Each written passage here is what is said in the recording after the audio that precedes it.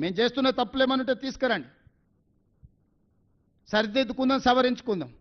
మేము చేస్తున్న మంచి పనులు మొత్తం వివరాలు తీసుకొస్తా. అంతర్జాతీయ స్థాయికి రోజు విస్తరించాలి, పోటీ పడాలి అనంటే అభివృద్ధికి సహకరించాలి. ఇప్పటి వరకు కౌన్సిలరు, కార్పొరేటర్లు, ఎమ్మెల్యేలు, ఎమ్మెల్సీలు, ఎంపీలు, రాష్ట్రం, కేంద్రం బీజేపీ బీఆర్ఎస్కే ఇచ్చారు. ఈ ఒక్కసారి మాకు అవకాశం ఇవ్వండి.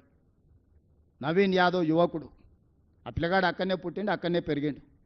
ఆ పిల్లగాడిని రౌడీ రౌడీ అని మాట్లాడుతారు. ఎవడా దీపావళి పండుగ రోజు గంజాయి కొట్టేటోడు రౌడీ అవుతాడా?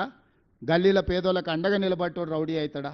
10 ఏళ్ళ సినిమా హీరోల గెస్ట్ హౌస్లలో నువ్వు ఎట్లా గడిపినావో లోకానికి అంతే తెలుసు. ఎప్పుడైనా సినిమా కార్మికుల గురించి ఏ రోజు అని పిలిచి మాట్లాడినవా? ఈరోజు మా ప్రభుత్వాలను పిలవడం, మాట్లాడడమే కాదు, లైఫ్ ఇన్సూరెన్స్, జీవిత బీమా, ఆరోగ్య బీమా, వాళ్ళ పిల్లల చదువులకు కావాల్సిన ప్రణాళికలు, రేపు సినిమా టికెట్ల ధరలు పెంచితే 20% వాళ్ళకు వెల్ఫేర్ బోర్డుకి ఇస్తేనే సినిమా టికెట్ల ధరలు పెంచుతానని నేను మాట ఇచ్చిన. ఈరోజు చిత్రపురి కానీ ఫిలిం నగర్ కానీ మేము కట్టినాయి కాదా, మేము ఇచ్చినాయి కాదా? ఈరోజు సినిమా ఇండస్ట్రీ 1964లో నంది అవార్డులు మేము మొదలుపెట్టినాం, కళాకారులను ప్రోత్సహించాలి. 10 ఏళ్ళు నువ్వు బంధు పెడితే మళ్ళీ గద్దరన్న పేరు మీద అవార్డ్స్ ఇచ్చింది మేం కాదా? ఈరోజు నంది అవార్డ్స్ నుంచి ఆస్కార్ అవార్డు వరకు తెలుగు ఫిల్మ్ ఇండస్ట్రీ విస్తరించిందంటే దానికి కాంగ్రెస్ కారణం కాదా? ఫిల్మ్ ఇండస్ట్రీ కోసం ఏదైనా కేసీఆర్, కేటీఆర్, బీజేపీ చేసింది ఒక్కటి ఉందా చెప్పండి?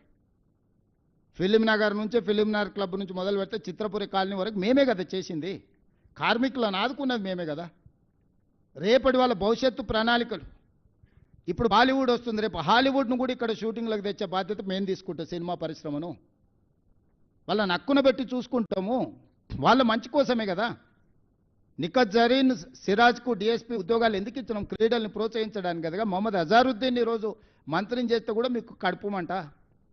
మా మంత్రివర్గంలో మా నాయకుడు ప్రజల కోసం ప్రాతినిధ్యం ఇస్తే మీకెందుకు దుఃఖము? నాకు అసలు అర్థమే కాలే.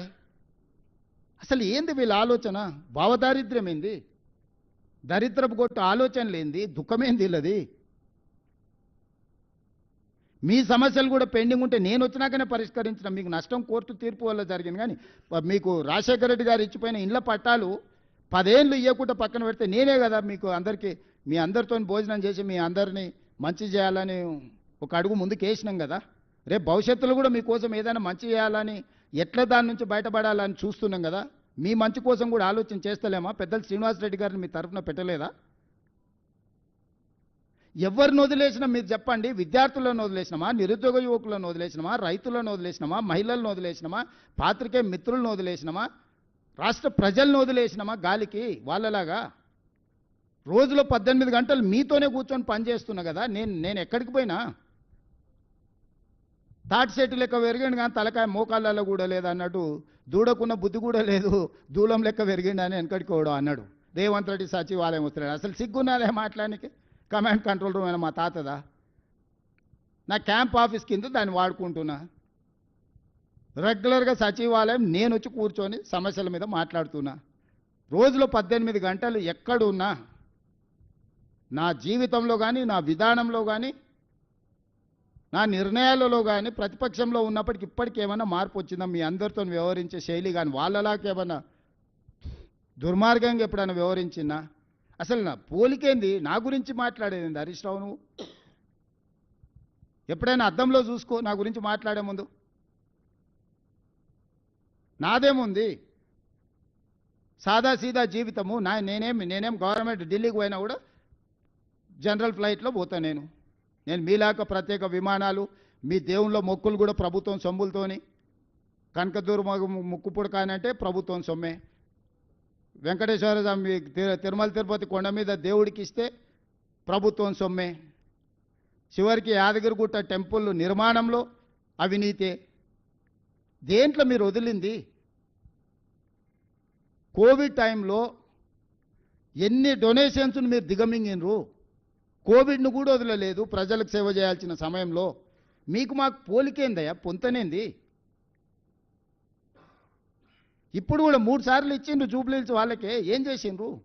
3 సార్లు బీజేపీకి ఇచ్చిండ్రు. ఏం చేసిండ్రు? కళ్ళ ముద్దలు ఉంది కదా. ఇప్పుడు సమస్యలు ఉన్నాయి. అయ్యో ఈడ చెత్త ఉంది, అయ్యో ఈడ మట్టి ఉంది, ఈడ కాలువల మోరీల బురద ఉంది అని అంటుంది. ఎవడు కారణము?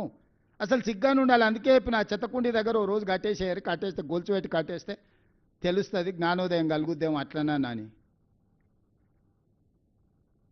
అన్ని సమస్యలను పరిష్కరించి ఈ నగరాన్ని అంతర్జాతీయ ముఖచిత్రంలో పెట్టడానికి జూబ్లీహిల్స్ నియోజకవర్గ ఓటర్లను సహకరించాల్సిందిగా నేను విజ్ఞప్తి చేస్తున్నా. మీడియా మిత్రులకు కూడా సర్వేల గురించి నేను ఎక్కువ మాట్లాడదలుచుకోలే. సారు కారు 16 అన్నారు, పరారు అయిపోయారు. 100కి ఒక్కటి తగ్గేది లేదన్నారు, బొక్కలు ఇరిగి బోర్ల పడ్డారు. ఒక 10 ఉదంతాలు చూసినాం. నేను ఏ సర్వే ఏజెన్సీలను ఎవరి గురించి నేనేం అనదలుచుకోలే. మనం బ్యాండ్ మేళం మనం డబ్బులు ఇచ్చి పిలుచుకుంటే వాడు మనం పాడవన్న పాట పాడతాడు, వేరే పాడతాడా? మనం ఒకవేళ సావు కూలిస్తే సావు పాట పాడమంటే సావు పాట పాడతాడు, కానీ పెళ్లి పాట పాడతాడు పాడాడు కదా. మనం నగదిచ్చి మనం సర్వే చేసుకుంటే మనకు అనుకూలంగానే ఇస్తాడు, వ్యతిరేకంగా ఎందుకు ఇస్తాడు? వాళ్ళు ఏదో నగదిచ్చారు, వాళ్ళు ఏదో చేసుకోరు.